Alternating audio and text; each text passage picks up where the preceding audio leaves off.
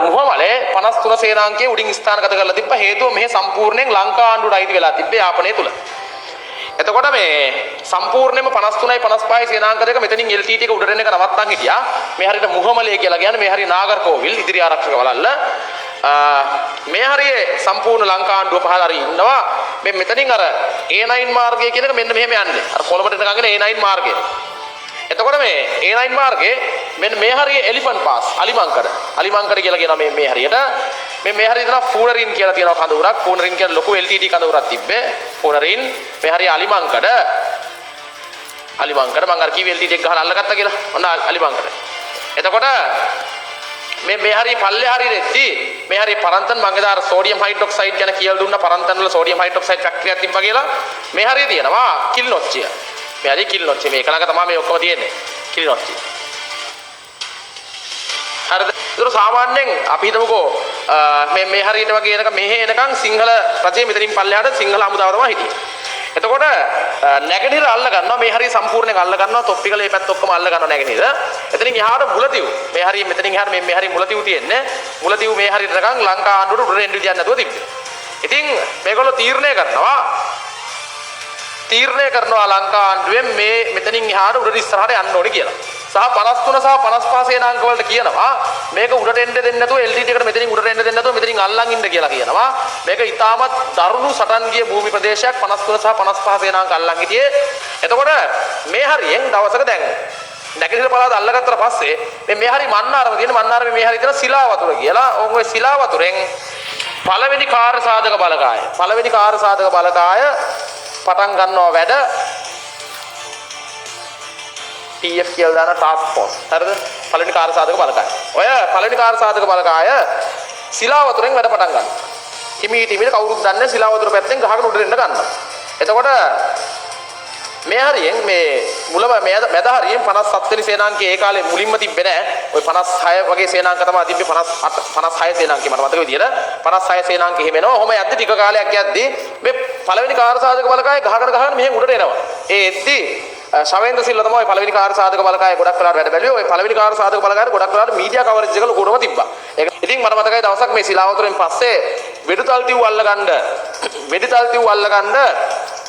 මේ වෙඩිතල් තිව් කියලා ලොකු කඳවුරක් තිබ්බා. ඒ වෙඩිතල් තිව් කඳවුර අල්ලගන්න බැරුව ඉද්දි මට මතකයි ඒ දවස්වල රටේ ආරක්ෂාව කියලා තීරයක් ගියා ලංකාදීප පත්තරේ. මට මතකයි කතුවරේ ශ්‍රීනාත් ප්‍රසන්න ජයසූරියද මන් දන්නේ නැහැ. කොහමරේ රටේ ආරක්ෂාව තීරෙ තිබ්බා එකපාරක් මේ වෙඩිතල් තිව් අල්ලගන්න බැරුව ඉද්දි මාධ්‍යවේදියා අහුවලු ශවේන්ද්‍ර සිල්වාගෙන් කවද්ද වෙඩිතල් තිව් අල්ලගන්නේ කියලා. ශවේන්ද්‍ර සිල්වා කොල්ල ලබන සතිය වෙඩිතල් තිව් වලදී අපි හම්බෙමු කියලා.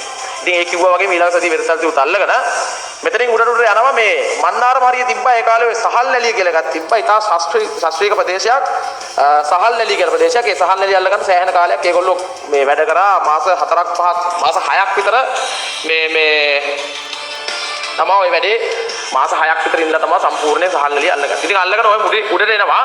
උඩට එද්දි මේ හරියෙන් මේක උඩට එද්දි මේ පැත්තෙන් 57 වෙනි සේනාංකයේ වැඩ පටන් අරන් උඩට එන ගමන් තිබ්බේ. මේ හරියෙන් දාලා තිබ්බා 59 වෙනි සේනාංකයේ 57 වෙනි සේනාංකයේ 59 වෙනි සේනාංකයේ ඔහොම උඩට ගහගෙන එනවා. 57 මෙහෙන් උඩට එනවා.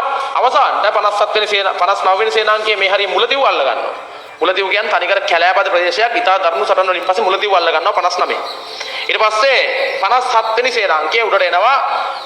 මේ වෙද්දි ඉතා වේගයෙන් මේ පළවෙනි කාර්ය සාධක බලකාය උඩට යනවා.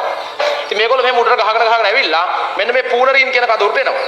පූනරින් කඳවුරට ආවට පස්සේ ඔය පළවෙනි කාර්ය සාධක බලකාය නම් කරනවා 58 වෙනි සේනාංකය කියලා. 58 සේනාංකය දෙන්නේ එහෙමයි. ඉතින් ඒගොල්ලෝ පුනරින් අල්ලගෙන එතනින් මේ පැත්තට එනවා. ඒ එද්දි මේගොල්ලෝ මේ පැත්තට එද්දි 57 වෙනි සේනාංකය මෙහෙන් උඩට එනවා. මෙයාලා ඇවිල්ලා ගහනවා 2009 මට මතක විදිහට 2009 ජනවාරි 1 වෙනිදා මෙන්න මේ පරන්තන් අල්ලනවා. පරන්තන් ඇල්ලුවට පස්සේ කෙලින්ම මෙහෙන් කඩාගෙන 57 වෙනි සේනාංකයේ ජගත්දස් මේ ජනරල් මෙතනින් කිල්නොච්චට ඇතුල් වෙනවා. ඉතින් 58 සහ 57 සේනාංක දෙකම මෙතනින් ජොයින් වෙනවා. ජොයින් වෙච්ච ගමන් පොන්ඩරුත් අල්ලලා ඉවරයි. මේ පැත්තේ තිබ්බ තර්ජනේ සම්පූර්ණයෙන් ඉවර වෙච්ච හින්දා උඩින් අර දෙනවා සරත් වංශයක අර දෙනවා. මෙන්න මේ 53 වෙනි සේනාංකයටයි 55 වෙනි සේනාංකයටයි මෙතනින් පහළට එන්න ගියා. ඉතින් මෙතන අලිමංගට තමයි මේ LTT එක අතේ තිබ්බ ප්‍රධානම කඳවුර 53යි 55යි සේනාංක දෙකම හොම් පහළට ඇවිල්ලා අලිමංගට අල්ල ගන්නවා. අලිමංගට අල්ලගෙන මේ සේනාංක ටික ඔක්කොම මෙතනට එකතු වෙනවා. එකතු වෙනවා ඒත් එක මෙහෙන් 59 වෙනි සේනාංකේ මෙහෙන් කවර් කරන් එනවා. අවසානට LTT එක මෙන්න මේ භූමි ප්‍රදේශයට කොටු වෙනවා. හරිද? මේ හරිය තමයි අපි හැමෝම කතා වෙන්නේ නන්දි කඩාල කලපුව තියෙන්නේ. නන්දි කඩාල් කලපුව. හරිද? ඉතින් ඔය නන්දි කඩාල් කලපුව පැත්තට නිකන් මේගොල්ලෝ මෙහෙම එකතු කරන් එනවා 2009 ජනවාරි 1 වෙනිදා කිලිනොච්චි අල්ලගන්නේ. අවසානටම තිබ්බ LTT එකේ තිබ්බ සුපිරිම් බලකොටුව තිබ්බ පුදුකුඩි රිප්පු. එන්න මේ පුදුකුඩි රිප්පු කියන බලකොටුව පුදුකුඩි රිප්පු බලකොටුව 2009 අප්‍රේල් මාසේ. අප්‍රේල් වෙද්දී පුදුකුඩි රිප්පු අල්ල ගන්නවා ලොකු සටනක් ගිහිල්ලා. ඒ වෙද්දි මේ පුදුකුඩි රිප්පු ඒ වෙද්දි මේ 53 වෙනි සේනාංග ගිහින් මෙහෙන් පහළටම ඇවිල්ලා ඉවරයි. 55 ඔක්කොම පහළට ඇවිල්ලා තියෙන්නේ. මේ 58 59 ඔක්කොම පහළට ඇවිල්ලා තියෙන්නේ. පුදුකුඩි රිප්පු අල්ල ගන්නවා 2009 අප්‍රේල් මාසෙදී අප්‍රේල් හෝ මාර්තු. එතනදී LTT සංවිධානයේ හිටපු මේ ප්‍රධානම සටන්කරුවෙක් කරුණාම්මන් ගියාට පස්සේ LTT සංවිධානයේ හිටපු ප්‍රධානම සටන්කරුවා තමයි කීපන් කියලා කියන්නේ. කීපන් ඇතුළු ඔය අර LTT එකේ කාන්තා සංවිධාන දෙකක් තිබ්බ ඔය මාල්ති මේ බලගාය ඔය එක ඒවා තිබ්බට ඒකේ තියා ඔය විදුෂා සහ දුර්ගා කියලා කොට නායිකාව. ඊට පස්සේ ත්‍රිකුණාමල සන්නද්ධ නායිකයා ස්වර්ණම් ඔය වගේ සම්පූර්ණ සෙට් එකක් මෙතනින් මැරෙනවා පුදුකුඩි රිප්පු සටනේ. ඒ කියන්නේ අර විජිතපුර සටන වගේ තමයි පුදුකුඩි රිප්පු සටන. ඉතින් අවසානට හමුදා මෙතෙන්ට එකක් එනවා 2009 මැයි 18 වෙනිදා වෙද්දී 2009 මැයි 18 වෙනිදා වෙද්දී නන්දි කඩාල් කලපුවේදී නන්දි කඩාල් කලපුව වලට නිකන් මේ හමුදාව LTT එක කොටු කරනවා අවසානට. ඉතින් මට මතකයි 2009 අප්‍රේල් 18 එකපාරට ප්‍රභාකරන් මැරුණා කියන නිවුස් එක ආවා දවල් ITN එකේ කිව්වේ නිරෝෂන් ප්‍රේමරත්න තමයි මට මතක විදිහට නිවුස් එක කිව්වේ. නිරෝෂන් ප්‍රේමරත්න කිව්වේ පස්සේ පාර්ලිමේන්තු මන්ත්‍රීවරයෙක් උනේ. එලකුවා මේ ප්‍රභාකරන් ඇම්බියුලන්ස් එකකින් පැනලා යද්දි මැරලා කියලා කිව්වා. ඇත්තටම එහෙම වෙලා තිබ්බේ නෑ. ඒක වැරදීමක් වෙලා තිබ්බේ මීඩියා වලට.